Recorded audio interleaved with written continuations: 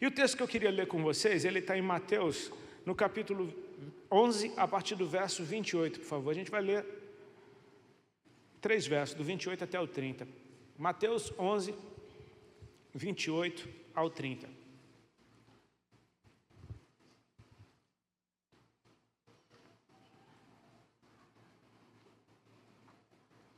Vocês estão bem? Amém?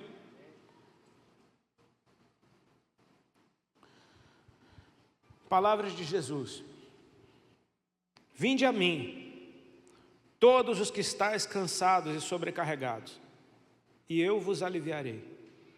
Tomai sobre vós o meu jugo e aprendei de mim, porque sou manso e humilde de coração, e achareis descanso para a vossa alma, porque o meu jugo é suave e o meu fardo é leve. Estica aí, brother. Pronto, relaxa.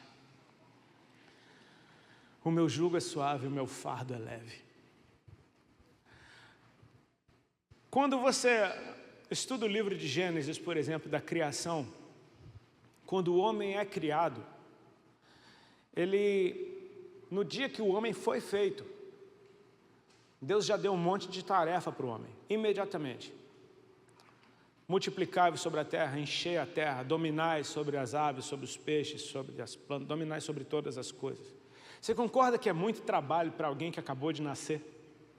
O cara acabou de nascer, já toma um monte de responsabilidade. Cara, encher a terra já é uma baita de uma responsabilidade. Dominar sobre todas as coisas, exercer domínio sobre as coisas. É bastante coisa. Mas tem um detalhe interessante nisso. O homem foi criado no 6º dia. Então o homem que acaba de existir, ele é testemunha do que Deus faz diante dos seus olhos, para que ele aprenda e entenda que isso é a nossa recompensa. O homem recebeu muito trabalho para fazer no 6º dia, mas ele não começa a trabalhar no dia seguinte, porque o dia seguinte é o 7º dia, e no 7º dia Deus descansou de toda a obra que havia feito. Então você percebe que o homem foi feito para o descanso. Amém? Descansa primeiro e trabalha depois. A ordem é essa. Você é feito num dia, descansa, aprende primeiro que o descanso é a tua recompensa. Quando o homem ele recebe o trabalho, o salário do homem não é monetário. Ele não recebe um salário pelo trabalho que ele vai fazer. A recompensa dele é exatamente essa, é o descanso. Então se você tem paz e descanso na tua vida, você é uma das pessoas mais ricas que existem. Eu conheço pessoas que têm muito e não têm paz, e simplesmente não têm paz, porque não sabem descansar. O poder da leveza do Senhor, cara.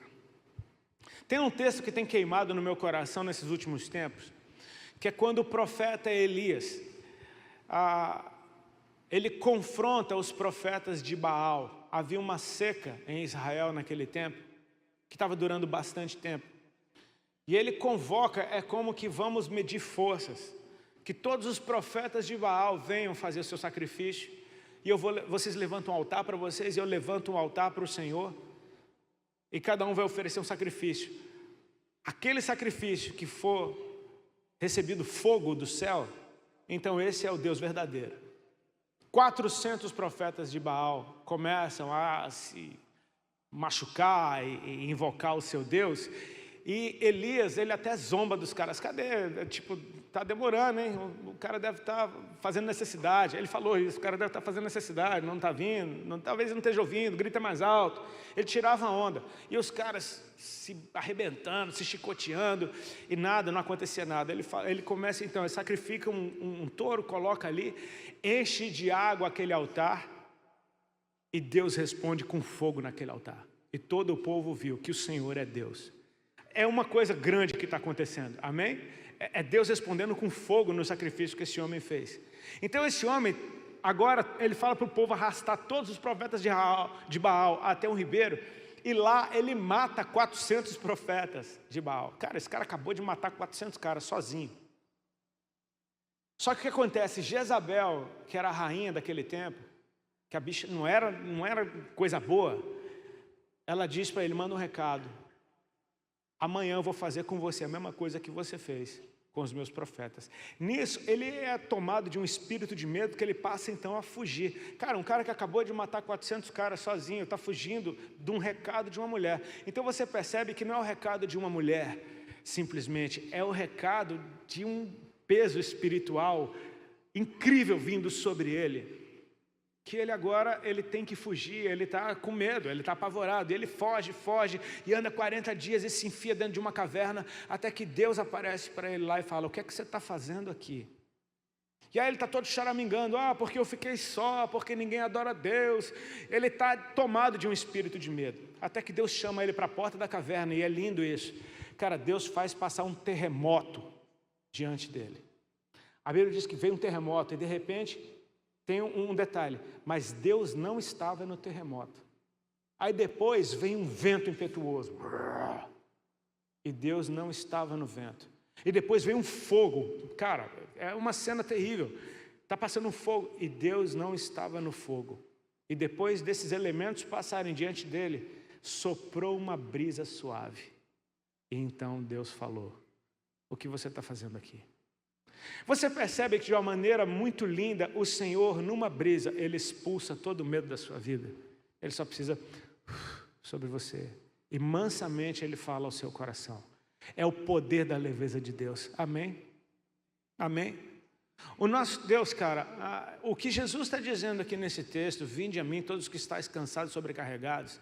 Ele fala que essa é a única forma. Muito obrigado, minha querida. Você teve uma revelação do céu. Já teve vezes de eu tentar beber no microfone, enfim. Às vezes a mão esquerda não obedece, que nem a direita. Aí o cara vai falar e se joga água, né? Uma das certezas que a gente tem de que essa obra na qual nós somos chamados para fluir, essa vida cristã, a única forma pela qual isso é possível é o fato de que nós não fazemos isso sós. Jesus mesmo, quando está para partir, para subir aos céus, ele diz: eis que eu estou convosco todos os dias até a consumação dos séculos. Cara, e Deus não mente, amém? Se Ele falou que vai estar com a gente todo dia, Ele está com a gente todo dia, amém? Ele dizia: eu vou para o Pai, mas eu não vos deixarei sós, eu vou enviar para vocês o Consolador, o Espírito Santo da promessa. E Ele vos ajudará em todas as coisas. Cara, a gente precisa saber que a gente não está só. Amém? E essa é a única maneira pela qual eu entendo que essa obra é possível. Percebe isso?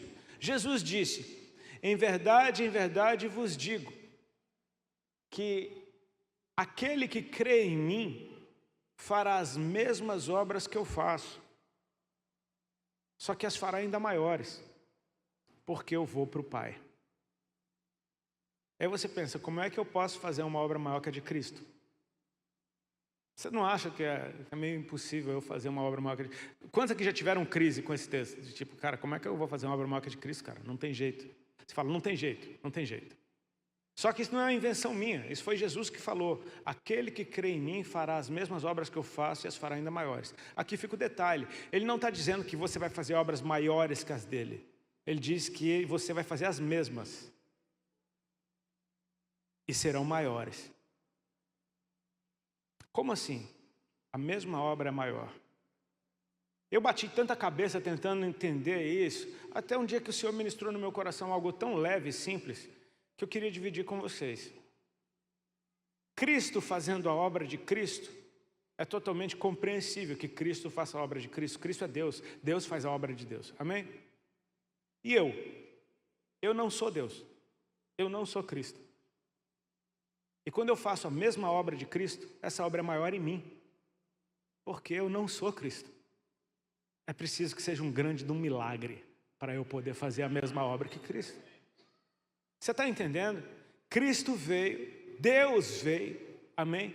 E fez a obra de Deus, e agora Ele nos deu o poder de sermos chamados filhos de Deus, e nos habilitou para fazermos as mesmas obras. Cara, essas obras são maiores, porque nós não somos Deus, mas nós fomos feitos filhos de Deus. É como se você fosse adotado por uma família, e de uma maneira milagrosa você começasse a ficar a cara daquela família.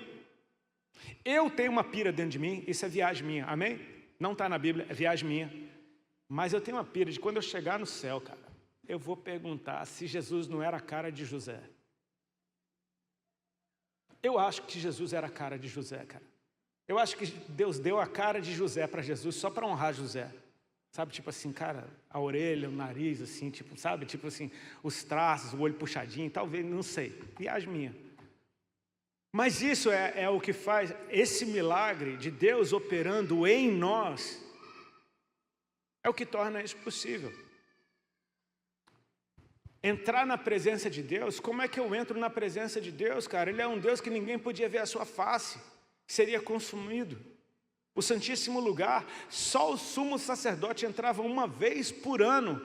E olha como você entra, porque ele podia ser consumido ali na presença. Os filhos de Arão, no primeiro culto da tenda de Moisés no deserto, os 2 filhos de Arão morreram porque ofereceram fogo estranho ao Senhor.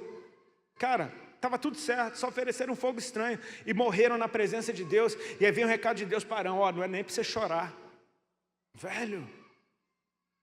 Tipo, a presença de Deus não é brincadeira. Quando o povo viu a presença de Deus em cima do monte, eles falaram: cara, a gente vai morrer. Moisés, fala tu com Deus.